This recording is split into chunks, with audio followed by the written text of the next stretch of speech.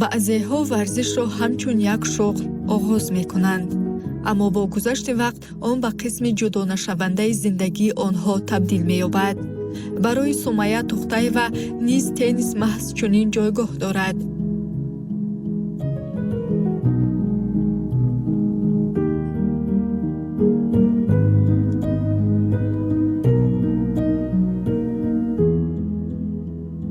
аз хурдсолӣ ба теннис машғул шуда аллакай 14 сол боз дар ин ришта тамрин мекунад.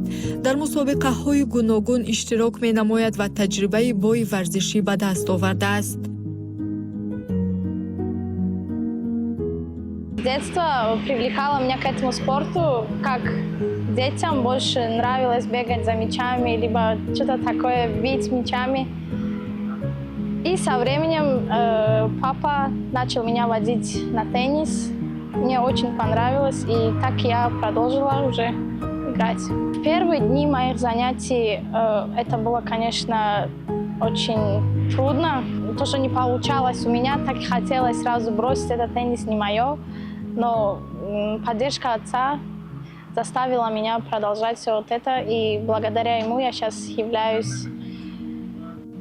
хорошим игроком, также и тренером. муҳаббати Сумайя ба теннис танҳо бо худи ӯ маҳдуд нашуд. додараш бо дидани машқу талошҳои ӯ ба ин намуди варзиш шавқманд гардид ва роҳи теннисро интихоб кард. имрӯз бародараш низ тамрин мекунад. ӯ ҳамеша дар паҳлӯи Сумайя қарор дошта, яке аз бузургтарин пуштибонон ва мухлисони ӯ мебошад. дар паси ҳар як варзишгар одамоне ҳастанд, ки ба ӯ бовар мекунанд. барои Сумайя яке аз чунин шахсон маҳз бародараш аст. касе ки ҳамеша муваффақиятҳои ӯро бо ифтихор пайгирӣ мекунад ва дар лаҳзаҳои душвор ӯро рӯҳбаланд месозад. ман якум боре ки ба теннис омадам, дар теннис шавқ надоштам. Сумайя хуб машқ мекард, ман мешистам, ӯро нигоҳ мекардам. баъд як рӯз гуфтам ки манам бояд теннис машқ кунам. Сумайя ба ман гуфт ки теннис хуб аст, биё бо ҳам бозӣ кунем. баъди он ман бо Сумайя бозӣ кардам. Теннис ба ман махбул шуд. баъди он бо Сумайя ҳар субҳ соати 7 саҳар меомадем то соатҳои 10-2 соат мо дукаса машқ мекардем. баъди ин теннис ба ман махбул шуд. У меня есть младший брат, который занимается уже также со мной на протяжении тоже где-то 11 лет со мной занимается. И он тоже достиг очень много хороших результатов. У него внутри не было такого желания, как играть, но я как сестра заставляла его. И на вот этом есть результат уже, он добился всего самого. Он очень доволен этой жизнью. солҳои тӯлонии тамрин ва таҷрибаи андӯхта Сумайяро ба як марҳилаи нави фаъолияти худ расонд. имрӯз ӯ на танҳо ҳамчун варзишгар дар мусобиқаҳо иштирок мекунад, балки ба мураббигӣ низ машғул аст. ӯ шогирдонро тарбия намуда, дониш ва таҷрибаи дар тӯли солҳои зиёд ба дастовардаашро ба насли наврас меомӯзонад. ӯ мехоҳад дар фаъолияти худ аз беҳтаринҳо бошад ва барои ин пайваста меомӯзад, таҷрибаашро такмил медиҳад ва аз ҳар як рӯзи тамрин сабақ мегирад.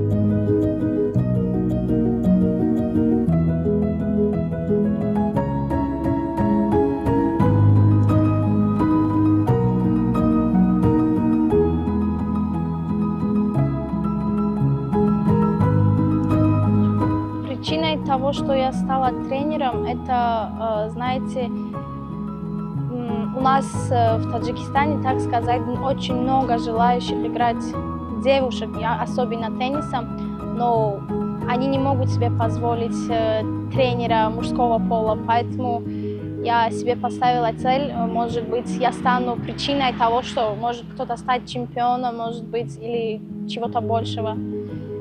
И у меня появился интерес начать также с нуля, брать опыт с других тренеров, чтобы у меня тоже получалось делиться чем-то от себя, чтобы другие видели тоже от меня какую-то пользу. За 2 года своих работ как тренером подготовила одну свою ученицу, очень хорошо добившуюся. Она уже она уже играла в городских турнирах и заняла 2-е место. Достойно. Сумая Тухтаева барои ман яке аз боистеъдодтарин, беҳтарин мураббии ҷавон аст. Як сол мешавад ки бо Сумая машқ мекунам ва дар ин як сол фикр мекунам ки маҳз бо кӯшиши зиёди ӯ тавонистам теннисро зуд ва хубтар ёд гирам. Дар ҳамин муддат ӯ барои ман шахси хеле наздик шуд.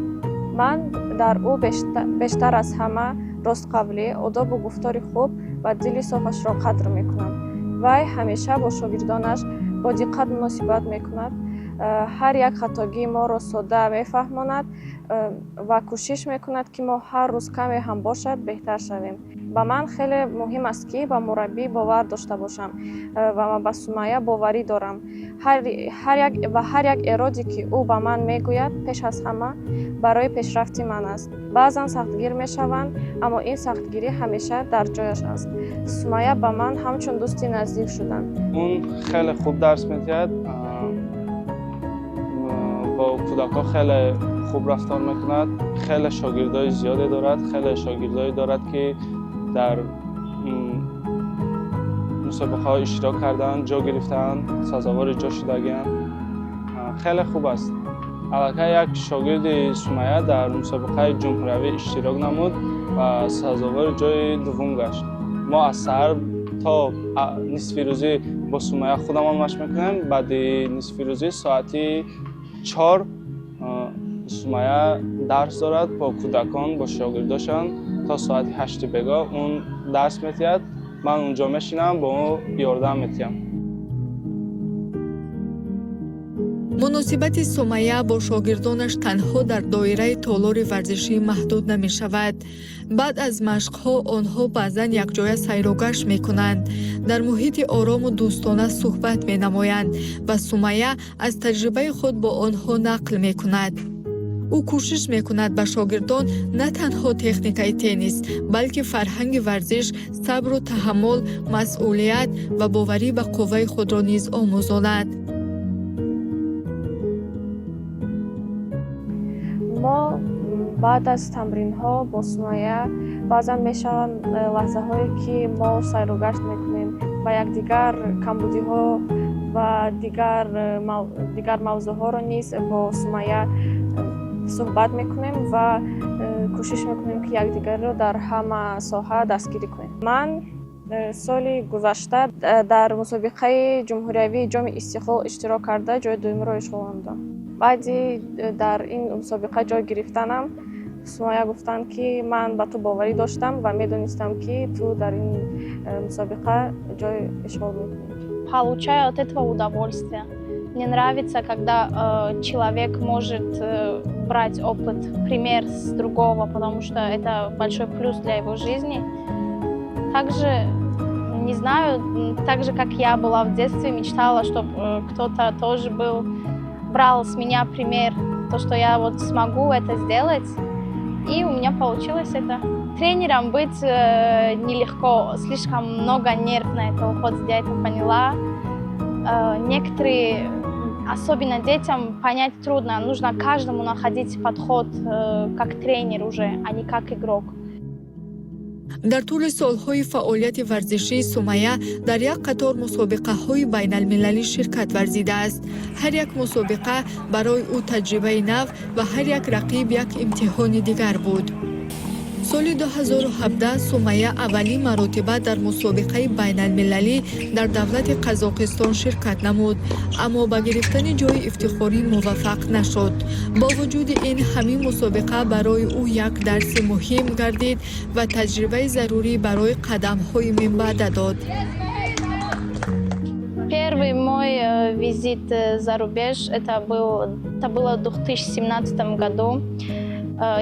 Я впервые побывала в Казахстане, в городе Усть-Каменогорск. Это было у нас международное соревнование АТФ. Мне тогда было еще 14, кажется, либо 15 лет, кажется.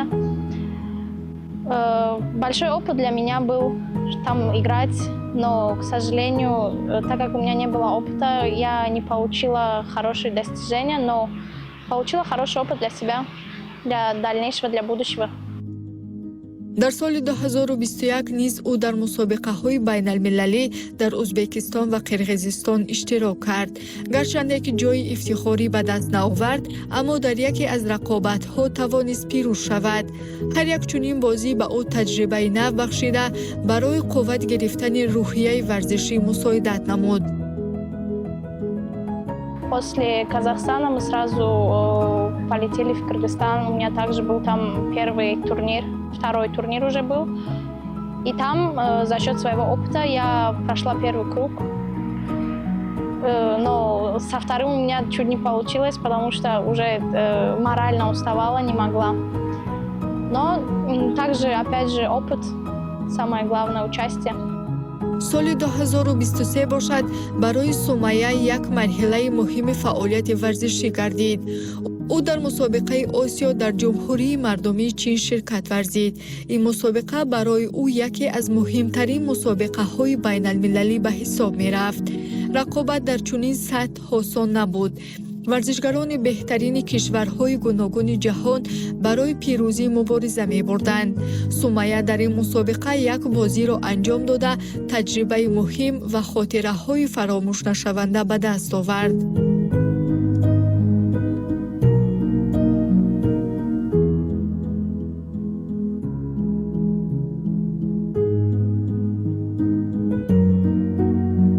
Самый важный из них для меня это было в Китае, потому что у меня была цель выиграть, и у меня это получилось. Я достигла своего, я получила свой мастер международный, и горжусь я собой этим.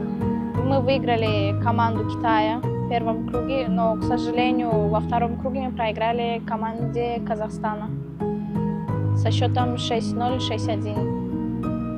вақти Сумайя дар мусобиқаи Осиё рафт, ман ӯро тариқи телефонӣ тамошо мекардам. тариқи телефонӣ ба он мегуфтам ки ҳамаш хубе, ман ба ту бовар дорам, ту мебурӣ. амин хеле гап мезадем.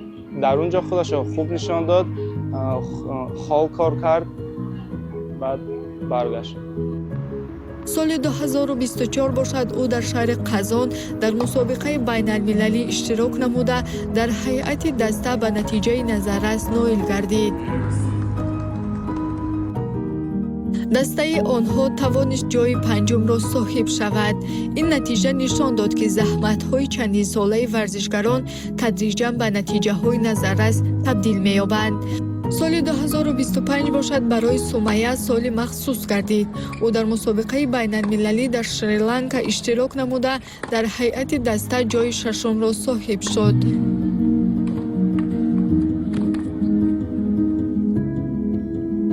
бо вуҷуди дастовардҳои ба дастомада, Сумайя ҳанӯзам дар роҳи такмили маҳорати касбӣ қарор дорад. ҳадафи ӯ расидан ба натиҷаҳои баландтар, ҳифзи мавқеи худ дар майдони рақобат ва тарбияи насли нави теннисбозони ҷавон мебошад. بیش از همه با مربی خود تمنا دارم که آن کس در همه مسابقه هایی که آن کس بخواهند اشتراک کرده جایهای سزاوار رو اشغال نمایند و به مقصدهای خود رسند و باز هم کلاههای بلند رو فتح کنند. В будущем я хочу остаться так же, как и игрок, как и тренер. Как игрок хочу провести хорошие тренировки свои до конца и получать очень хорошие призовые места. Как тренером хочу больше, чтобы отдаваться ученикам, то, что я набираю опыта с других стран, соревнований, рассказывать все им, чтобы у них тоже была какая-то связь с теннисом, чтобы их это мотивировало как-то. имрӯз метавон бо итминон гуфт ки роҳи варзиши Сумайя на танҳо намунаи устуворӣ ва талош барои пирӯзист, балки таҷрибаи арзишмандест ки метавонад барои насли ҷавони варзишгар заминаи хуби ибрат ва рушди минбаъда гардад.